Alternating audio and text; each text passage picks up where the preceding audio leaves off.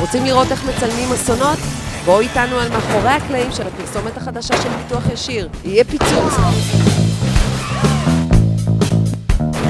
מה אנחנו מצלמים פה היום? בעיקרון הולכים לראות טרקטור שנוסע לו בשדות באיזה רחוב יפה ופסטורלי, נכנס בעמוד, כתוצאה מכך עמוד הטלפון מושך את כל העמודים ברחוב, שמושכים את כל הטלפונים בבתים, ויהיה להיות פה פיצוצים יפים היום.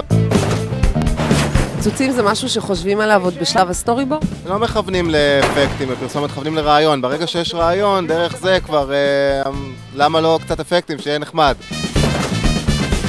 קשה לעשות פרסומות בתחום הביטוח? ביטוח זה תחום שאת יודעת, אנשים לא אוהבים להתעסק בו, זה תחום שמבחינתם הם נתקלים בו פעם בשנה, והם רוצים לגמור עם זה כמה שיותר מהר, אז אנחנו חייבים, כשאנחנו עושים פרסומות, לחשוב על הדרך כמה שיותר להיות מענים ומשעשעים. מחפשים את האקסטרים, לא את נדפק לי האוטו, אלא נפל לי עמוד על האוטו, או לא נשרף לי הבית, התפוצץ לי הבית.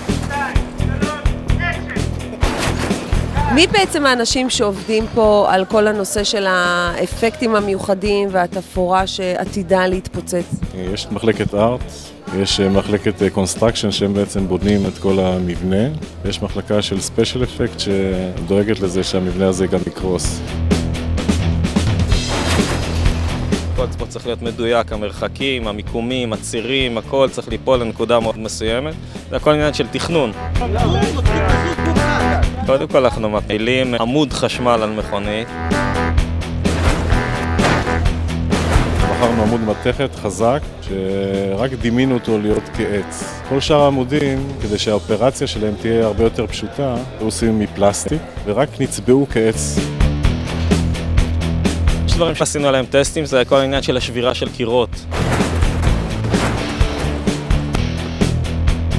למעשה לא הקיר אמיתי, זה הכל נגיד קלקר, ומוסיפים עוד דברים בפנים, כדי שזה יראה אמיתי, וצובעים את זה בצורה אמינה, ויש עוד חלקים שעפים, מוסיפים לזה אבק, בשביל שזה יראה כאילו קיר אמיתי נשבר.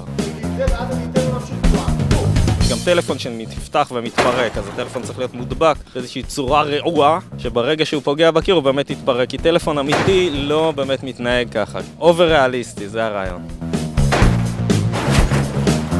זה קפוט. גם זה קפוט. זה עוד שנייה נופל. יש כמובן כל מיני אלמנטים ששמנו בחלק העליון לדמות קריסה של גג, שאמורים ליפול פנימה ברגע שהעץ יקרוס. אז בעצם אתם בונים תפאורות שיוכלו להרוס אותם.